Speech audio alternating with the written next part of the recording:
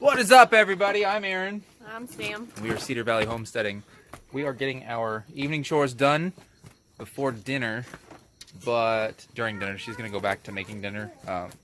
Noah got his shots today, so he's had a fever. Mommy's been cuddling him. I've been prepping dinner, but we got to get our chores done on this beautiful midsummer evening. It is the solstice, but we're going to come back to you tomorrow. We're going to try something different now. Like one little job a weekend instead of showing our whole weekend. We're going to experiment with that and see if you guys like it better, because it was like 180 views and 13. Our last, from the start to now, it's like, and we're going to hold the camera sideways so that you can see more of us and what we're doing. Until we get an actual camera. Until we can buy a cool camera, yeah. But we're going to get to the garden. We might take some cool shots of that, like we did last weekend, but I don't know that you guys really want to see it every weekend. I like seeing it every day. Yeah. But I'm going to eat out of it, so. Yeah, we're going to get to it, and we'll see you tomorrow. Good morning, everybody. It is about 10:30. It is about 100 degrees outside. Oh, yeah, let me hide the shame. Yeah, it's going to get in there eventually. Noah and Ellie got shots yesterday. Noah's been rocking a pretty heavy fever, so I chilled out inside while Sam and Reagan did chores. And today we're getting to the electrical fence, if I can get my brain to function. Hey, we're back on camera. I gotta get my brain to work. But yeah, Sam's making breakfast, so I'm probably gonna get everything set up just about, hey chickies, just about as it's time to go in and get some breakfast. Running the camera sideways today, trying to see if this is a better angle. We get a better view. But yeah, so let us begin the different style video that we're doing by doing one job at a time on camera. There is our little solar powerhouse. As you see, it's been about a week that it's been charging. It was said to only need 3 days, but I didn't get to it. I didn't have time. It was 94, 96, 98 degrees this week at work, and in the shop it was probably about 110. And standing over my welds, it was probably about 200, 250, 300. So I was wiped by the end of the day. So here we go. Boom, shakalaka, shakalakala. All right. And anticlimactic. Yeah, it doesn't do anything until the fence is hooked up. So we're going to turn this back off. All right, we need this. We'll need that. Well, we do not have a full 6-foot piece there of rebar, but that is okay. I forgot. I need to keep the camera turned the right direction. It's going to take some getting used to. Make sure that you have a face shield, earplugs, and a pair of good gloves. I do not have a face shield, earplugs, or a pair of good gloves right now. That's all at work. So, oh well, I am used to this stuff, and if the cutoff wheel explodes in my face, then it's my fault. So we'll see what we can get done. I'll try and show you what I'm doing as I do this, because it's just me out here filming. So we'll see what we can get done. So measure at 6 feet. It's supposed to be 6 to 8 feet for these pieces of rebar. I think I bought 10-foot sections, maybe 12. So our grounds might be at 5 feet apiece. Yeah, they're gonna look like 5 feet apiece. Shoot fire fuzzy, that's okay. So that's plugged in. Measure out 5 feet. It says it's supposed to be 3 rods at a minimum of 6 feet in order to correctly ground. Unfortunately, that's not going to happen. We're just going to make it work.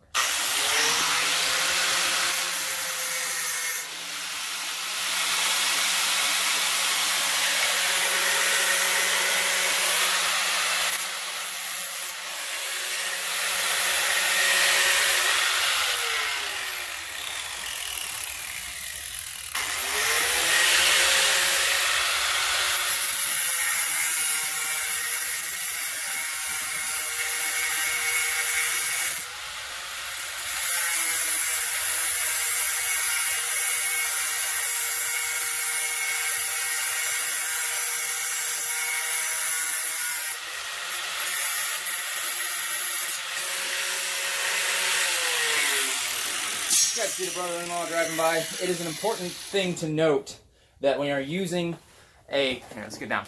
When you are using one of these, shoot the sparks at yourself. It sounds counterintuitive, I know. Shoot the sparks at yourself, because if this grabs and it's shooting sparks at you, it'll grab out of your hand and fly away, as opposed to shooting sparks towards yourself and it grabs and shoots into your face.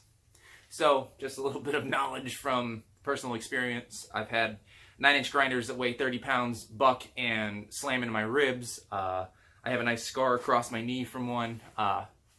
Always shoot the sparks at yourself when you're using one of these.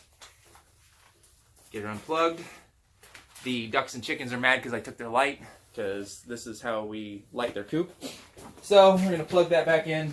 Find my good pliers and get back down the hill. Whoa.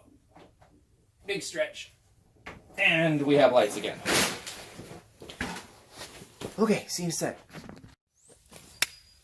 So we have everything gathered up.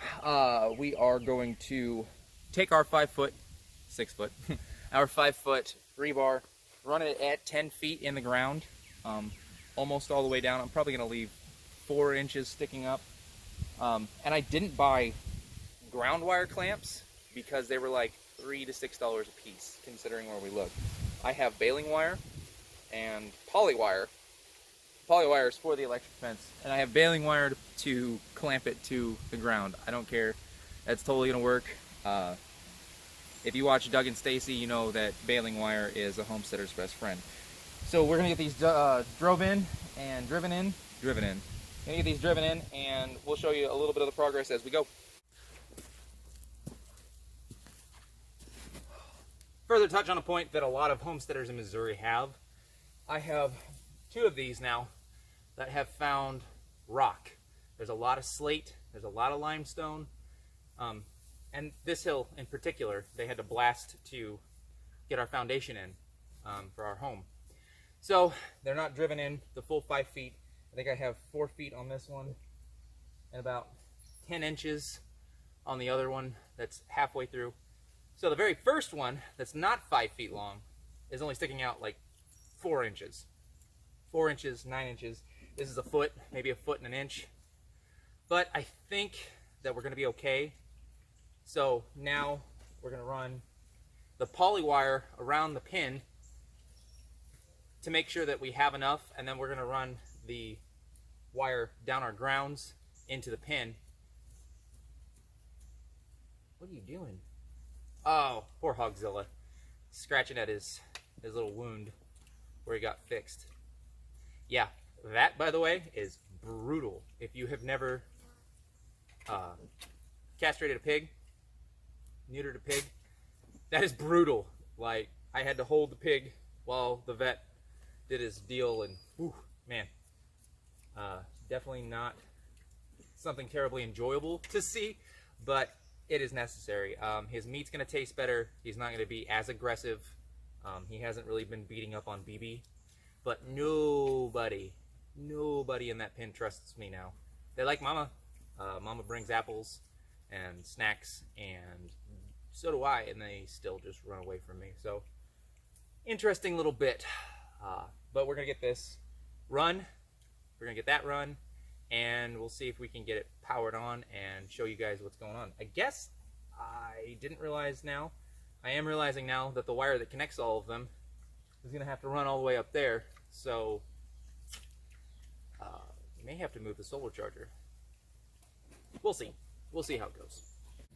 As you see, we have the first string down, and they want nothing to do with me. After Hogzilla has been neutered, they are not my friends. He has told the girls that I'm a bad person, and he does not like to hang out with me. So, if you see, I will get a little closer. And, yeah. You see him hiding in the back. He's using the girls for cover. He wants nothing to do with me. But, c'est la vie. Je suis, I suppose. I know that's not absolutely correct. But, the first one's up. A little crooked here and there. Had to use baling wire to keep some of it in the corners, but it's functional. I like it. I think it's going to do great. The fence is up. That was weird. Fence is up. Something behind me in the woods. That's fun. So, if they can keep their porcine poopers off of it for a minute, which they're not doing, they've been knocking it out of the insulators. But if they can give me just 1 second, I'm going to actually scare them out of that corner so they don't knock it over again. They don't like when I talk, when I record. They just don't like me. But yeah, everything's ready to go. I have the ground wire in. I have it attached, as you see. And now we're going to run the electrical wire that will give us power to the fence. Well, now, everything is hooked up. May not be the prettiest job I've ever done, but that's all right. And they are off the fence now. They were literally under the wire between that and the fence. So we're going to power this up, see if it actually works.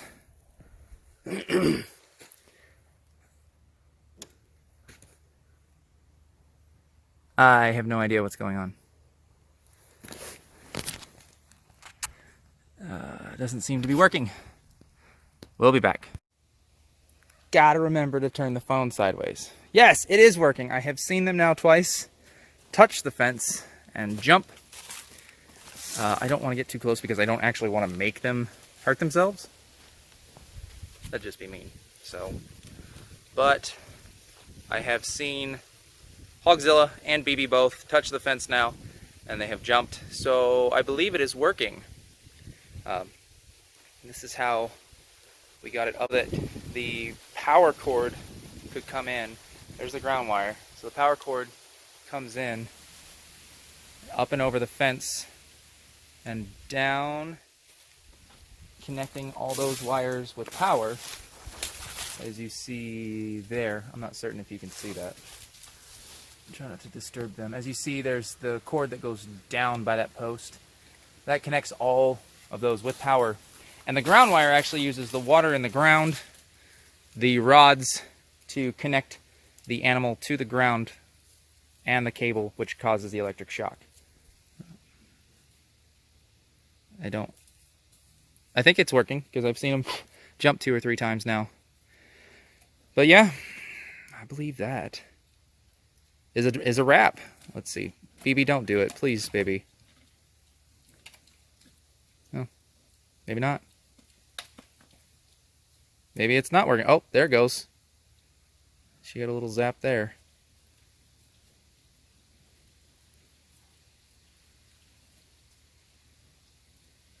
BB, how are you doing that? The other two get shocked and you don't.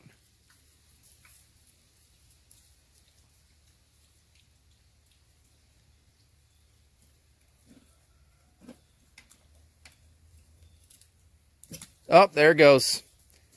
Yeah, sorry guys. You're gonna learn though. Yeah, don't rub on that wire. Here it comes. Yep. Yep, there it is. It's unfortunate that we have to do this, but I do not want to be the farmer. Hold on.